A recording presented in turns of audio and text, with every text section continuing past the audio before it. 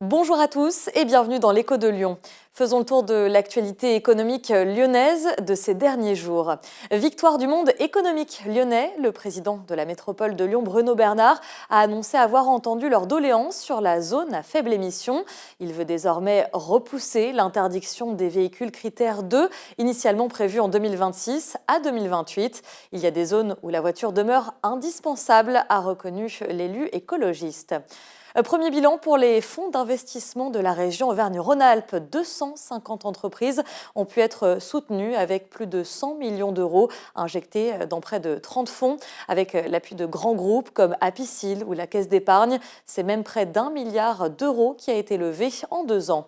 Et puis on reste dans l'argent collecté avec l'association des professionnels du financement participatif qui annonce qu'en 2022, 242 millions d'euros ont pu être récoltés en Auvergne-Rhône-Alpes. Le crowdfunding, en hausse de 25% à l'échelle nationale, est donc l'un des placements préférés des Français. Je vous laisse en compagnie de Damien Gouy-Perret et de son invité.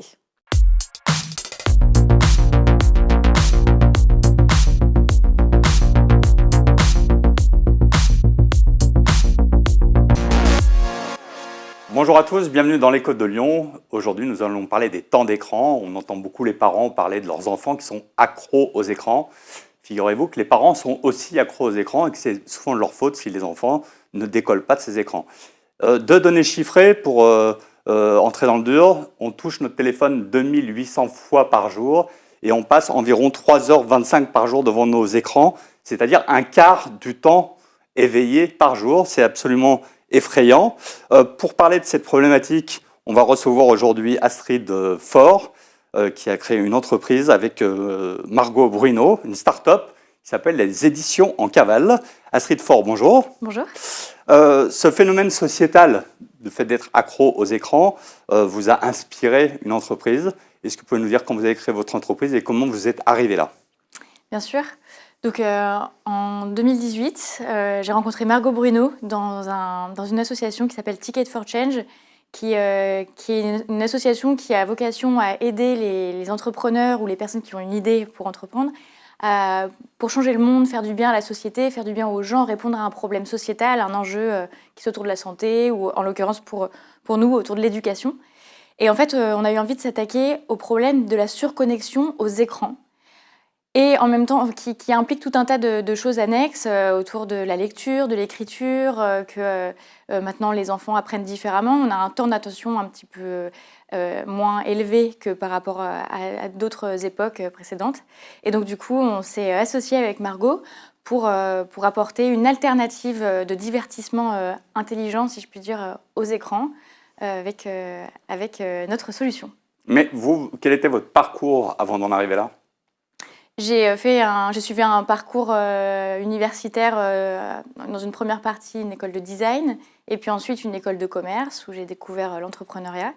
Quant à Margot, elle a fait un parcours un peu plus classique, entièrement en école de commerce. Et donc du coup, notre association, elle repose sur une grande complémentarité et une amitié, bien sûr. Et en fait, grâce à notre rencontre, on a pu chacune très vite prendre notre casquette, qui est à la fois plutôt produit pour ma part et créa, et pour Margot plutôt business et développement.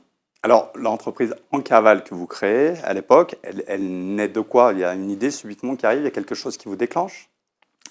Je pense que pour toutes les deux, Margot comme pour moi, ça a commencé par une soif de sens par rapport à notre vie professionnelle. On passe énormément d'heures à travailler chaque jour et dans une vie. Et on s'est senti habité, en plus de ça, d'une mission. On s'est dit, on passe tellement d'heures à travailler, autant que ce soit quelque chose qui ait vraiment une utilité sociale et en plus qui nous passionne.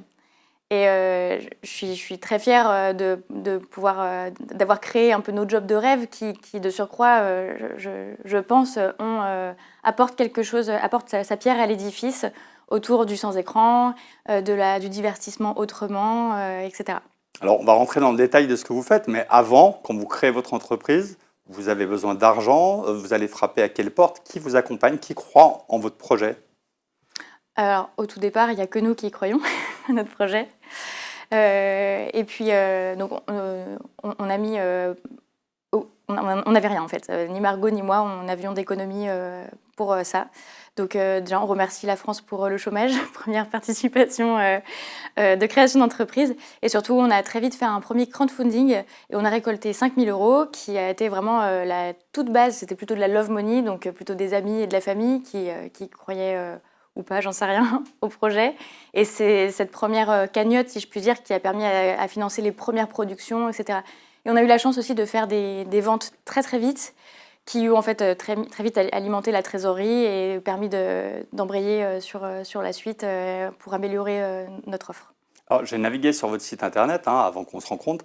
J'ai été édifié par certaines données chiffrées que vous affichez. Les Français, ils sont si accros que ça aux écrans?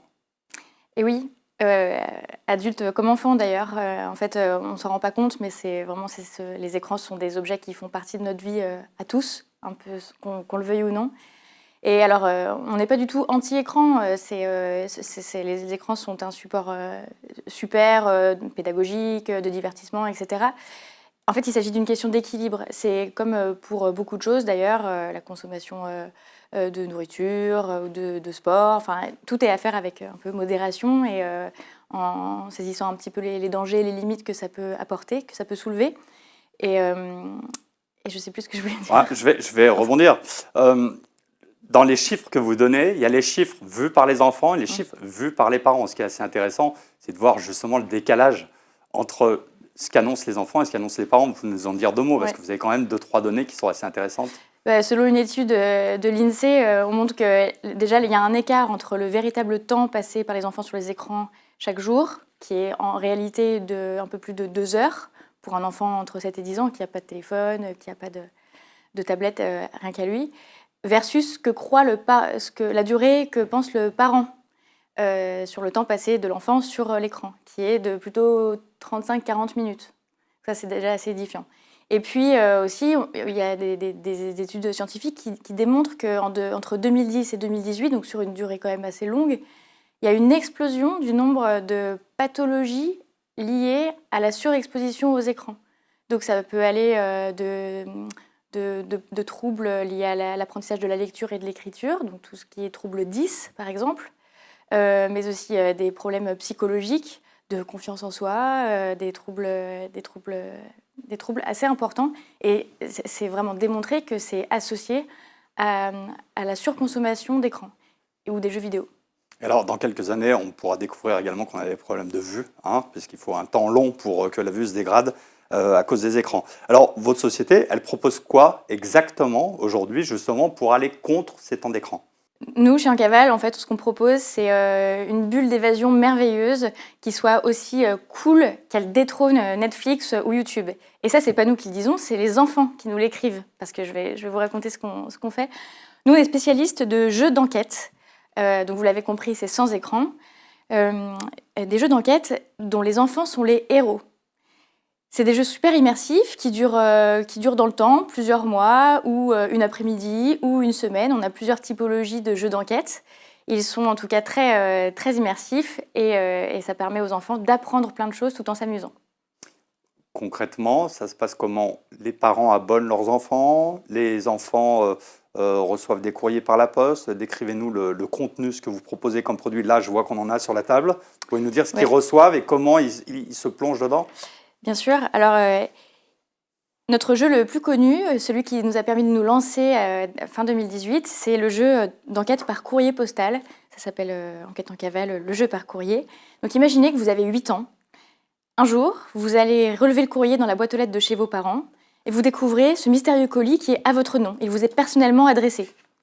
Vous l'ouvrez et vous découvrez un premier courrier, agent Zygoptère, dans lequel vous découvrez que vous avez été choisi personnellement pour rejoindre l'Académie des enfants espions, une agence top secrète et interdite aux adultes, et vous avez été choisi pour résoudre une grande enquête.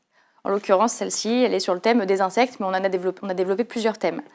Et le concept, c'est que dans ce petit coffret, il y a tout un tas d'éléments avec des objets, des petits bracelets, une roue cryptographique, par exemple, pour décoder des messages secrets, un carnet d'enquête tout illustré avec une histoire et plein d'énigmes. Ça vient avec un rapport d'enquête Et on fournit également l'enveloppe préaffranchie et on demande à l'enfant espion de renvoyer par la poste ses découvertes d'enquêteurs à l'Académie des enfants espions. Et le mois suivant, il reçoit la suite de l'aventure. Donc on est vraiment à mi-chemin entre un escape game à la maison et un abonnement à une littérature jeunesse. Et c'est comme ça que ça prend forme, que la magie prend vie. On sort du tout de suite, de l'instantané. Et c'est pendant ce laps de temps que l'imagination s'éveille et que l'enfant prend confiance en lui. On le pousse aussi à être aventurier, curieux. Et ça, pour nous, c'est un pari gagné si l'enfant plonge dans l'aventure. Donc vous rendez l'enfant proactif et non pas passif comme on est régulièrement devant les écrans. Vous poussez à développer sa capacité d'analyse, en quelque sorte. Absolument, c'est exactement ça. Et en plus de ça, on pousse l'immersion jusqu'à lui dire, par exemple, que cette enquête-là, elle se passe dans le parc à côté de chez lui, qu'il faut qu'il soit attentif aux détails quand il sort à l'extérieur, etc. Donc c'est vraiment pour lui faire ouvrir les yeux sur son environnement. Et on lui propose de faire des choses dans la vraie vie. Par exemple, écrire un code secret embué sur la fenêtre de sa chambre, par exemple, réaliser un dessin en feuilles mortes dans le parc, dans son jardin ou dans le parc à côté de chez lui, etc. Et en fait, on les invite à s'émerveiller de leur environnement, parce que finalement, c'est ça un peu la beauté de notre monde. Et on est dans un monde tellement lourd et tellement sérieux. Les enfants grandissent très vite, ils sont encore une fois très exposés aux écrans. Et nous, ce qu'on propose, c'est une espèce de sas pour les préserver un petit peu de tout ça, tout en étant ancrés et en amenant des vrais sujets de biodiversité, de réchauffement climatique sur l'enquête des fonds marins. Enfin, on aborde des vraies choses avec eux. On ne les prend pas pour des idiots. On utilise du vocabulaire chiadé et très bien utilisé pour les faire grandir de la manière, en tout cas, ce qu'on espère la plus poétique et bienveillante possible. D'accord, et vous les ouvrez sur le monde. Alors ça, c'est votre produit phare, vous avez plusieurs produits. Donnez-nous un ordre d'idée de ce que ça coûte. Donc ce jeu-là, l'enquête par courrier, c'est à partir de 17 € par mois. Donc c'est par abonnement. Ou alors on peut prendre un pack prépayé de plusieurs épisodes d'un coup. Ça peut aller jusqu'à 6 mois d'enquête d'un coup. Puis après, on peut changer de thématique. Et puis, on a, comme vous l'avez expliqué, on a d'autres concepts de jeux d'enquête. Notre fil rouge est toujours l'Académie des enfants espions, avec notre héroïne de jeu qui s'appelle l'agent Astro, qui est toujours l'acolyte de l'enfant espion. Et ça prend forme sous forme de podcast, par exemple, des histoires audio à écouter. On a une gamme de calendrier de l'aventure, donc patienter avant Noël dans la peau d'un enfant espion grâce à un objet en carton avec des illustrations partout, des cases à ouvrir évidemment, et puis des messages cachés partout, et donc des énigmes à élucider chaque jour du 1er au 24 décembre. On a aussi une gamme de livres façon jeu dont vous êtes le héros, avec des scénarios multiples où vous pouvez choisir vous-même là où vous voulez aller. Et puis en 2023, on a des nouvelles idées de gamme, notamment pour les anniversaires, ou encore une enquête pour animer le temps de petites vacances scolaires entre deux périodes. Alors, j'imagine qu'avec ce type de produit, vous avez des échanges avec les parents. Les parents vous confirment que ça décroche les enfants des écrans ? Mieux que ça, c'est même les enfants qui nous le disent, parce que en fait, la beauté du concept, c'est qu'on reçoit des retours bruts directement à l'Académie des enfants espions. On les invite à on pose des questions ouvertes sur ce qu'ils ont pensé de l'aventure, etc. Et on nous a déjà écrit noir sur blanc, c'est trop bien, c'est mieux que Netflix, etc., etc. Donc là, j'ai apporté un petit florilège de quelques témoignages d'enfants. Donc là, par exemple, il y a un enfant qui nous dit « Vu que ça me permet de voyager sans quitter la chaise, ça m'amuse. » Donc je prends ça comme un pari réussi. Ou encore « Cette enquête était géniale, je l'ai faite avec beaucoup de bonheur et de joie. Je suis très heureux de faire partie de l'Académie des enfants espions, mais aussi un peu intimidé. Agent Nautilus. » Donc pour moi, c'est la preuve que c'est un pari gagné. En tout cas, le temps qu'ils ont passé à faire une enquête en cavale, c'est déjà du temps qu'ils n'ont pas passé sur un écran. Et encore une fois, on n'est pas anti-écran. Il y a des choses très bien qui se font sur les écrans. Alors, l'autre preuve que votre produit fonctionne, c'est le nombre d'abonnés que vous avez. Vous avez combien d'abonnés depuis la création de votre entreprise ? Depuis la création de notre entreprise, on a un peu plus de 35 000, presque 40 000 familles abonnées à nos enquêtes. Alors, aujourd'hui, votre société, elle a 4 ans. 4 ans, un peu plus de 4 ans maintenant. Elle a grossi, vous êtes combien? Vous êtes installé où? Et il y a qui dans votre équipe? Donc on est installé dans le centre de Lyon, sur la Presqu'île, rue de la République. On est une petite dizaine de personnes à temps plein en CDI et autant de personnes en externe fixe, des personnes indépendantes. Et puis là, en 2023, on tend à monter jusqu'à à peu près 15 en interne. Vous sauvez nos enfants des écrans, mais vous sauvez un peu le monde aussi, puisque vous avez des produits qui sont garantis fabrication locale. 90% fabrication française, 10% fabrication européenne, c'est garanti. Vous, par exemple, vous fournissez où pour votre papier, pour vos outils sont fabriqués où? Donc on est 100%, enfin oui, 90% fait en France et le reste en Europe pour les produits un petit peu spécifiques qui demandent des façonnages très spéciaux. Donc par exemple, les boîtes en carton sont faites dans une usine à Saint-Étienne et sont utilisées des encres compostables et ce sont des papiers certifiés FSC ou PEFC. Et donc on accorde vraiment une très grande importance à notre sourcing parce que c'est au cœur de nos valeurs, parce que c'est encore possible de le faire en France. Donc on met un point d'honneur à nous y tenir du plus qu'on peut. Alors, vous êtes une jolie start-up qui a 4 ans. Vous pouvez nous parler de votre chiffre d'affaires, de l'évolution de votre chiffre? Entre 2018 et 2022, on est passé de 0 à 1 million de chiffre d'affaires. Et puis les années en 2022, c'était sensiblement la même chose. Et puis en 2023, on a l'ambition d'aller encore plus loin. Alors justement, venons-en à 2023. Vous venez de lever 1,4 million d'euros. Vous allez en faire quoi et vous les avez trouvés où? Donc avec cette levée, l'idée de cette levée, c'est d'aller plus vite, d'aller plus loin, de porter le message de notre ambition. Donc ça va nous permettre de structurer notre équipe.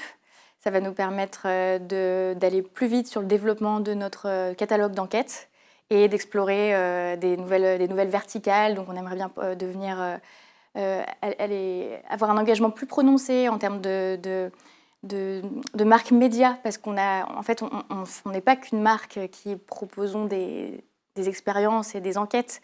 On va plus loin que ça. On s'est vraiment donné une mission.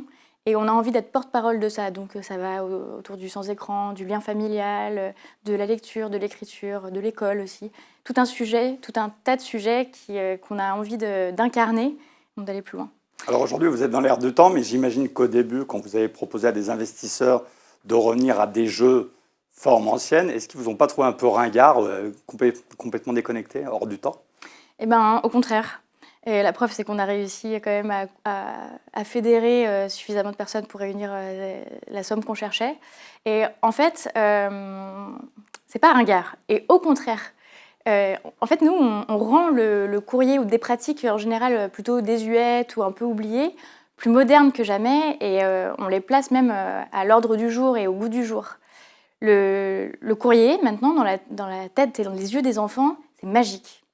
Quand on dit à un enfant que si on met quelque chose dans une boîte jaune dans la rue et qu'il va se passer quelque chose, quelqu'un qui va recevoir quelque chose et que peut-être derrière il va y avoir une interaction, c'est un peu merveilleux en fait. Et 100% des enfants aiment recevoir du courrier. Donc finalement, on rend l'expérience et les choses un peu passées vraiment super chouettes. Et en plus de ça, je pense que les investisseurs, et même comme nos clients, en fait, sont sensibles à notre cause parce que c'est des choses essentielles. Nous, ce qu'on essaie de faire, c'est de faire repenser les gens à l'essentiel. Donc, en fait, on peut s'amuser comme des petits fous avec du papier, du carton et son imagination, surtout. Et c'est ça qu'on veut mettre au goût du jour. Et je voudrais finir en disant qu'aussi, on est très moderne, puisqu'en fait, on est quand même une boîte EdTech. En fait, on est un site de e-commerce, donc on vit quand même avec notre temps. On a un site sur lequel on réalise 90% de notre chiffre d'affaires. Donc, finalement, en fait, on utilise les nouvelles technologies comme moyen plutôt que comme fin. Alors, est-ce que, puisque votre concept fonctionne et qu'il a 4 ans maintenant, vous avez été copié, vous avez inspiré d'autres entreprises qui vous emboîtent le pas et qui essaient de faire la même chose que vous? Alors, on est dans une ère où le jeu d'enquête est pas mal à la mode, que ce soit avec les escape games, les jeux d'enquête en tout genre, que ce soit pour les adultes comme pour les enfants. Donc il y a un énorme marché, notamment là pour les adultes, qui est en train de se démocratiser énormément. Il y en a de plus en plus et ça marche très bien, que ce soit d'ailleurs en France ou ailleurs, principalement aux US. Et sur le côté français, c'est pas encore très exploré, très exploité. Il y a de la place sur le secteur. Je pense qu'on est les premières. Et si on est copié, je ne le sais pas encore. Et puis, de toute façon, je pense que chacun a sa touche à apporter. Nous, je pense qu'on se différencie par notre univers, nos graphismes, les messages qu'on porte, etc. Et je pense qu'il y a 1000 manières de le faire pour que chacun y trouve son compte en termes de messages, de prix, d'offres, etc. Alors, vous m'avez un peu coupé l'herbe sur le pied. J'allais vous demander si vous aviez prévu de sortir de votre tranche d'âge pour développer des produits justement pour des gens peut-être plus âgés. Peut-être.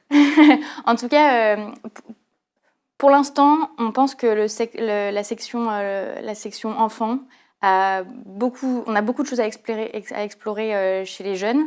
Et notre priorité, ça sera plutôt d'abord de proposer des jeux pour les enfants qui ne savent pas encore lire, par exemple. Et comme pour les adultes, il y a déjà beaucoup de choses qui existent et qui sont très bien faites, notre place, elle n'est pas encore là. D'accord, donc step by step. Exactement. Donc Astrid Faure, merci beaucoup. Merci. J'espère que les parents, en tout cas, qui ont des inquiétudes par rapport au temps d'écran de leurs enfants ou qui veulent ouvrir leur chakra, leur faire découvrir autre chose, auront apprécié. Je vous invite à vous rendre sur le site internet, évidemment, en-caval.fr. Vous allez découvrir tous ces produits qui sont honnêtement plutôt sympathiques et vous découvrir les chiffres édifiants des temps d'écran en France qui sont inquiétants. Si vous voulez prendre contact avec l'émission, vous m'envoyez un petit mail à dgp@longmag.com. Rendez-vous la semaine prochaine. Merci beaucoup.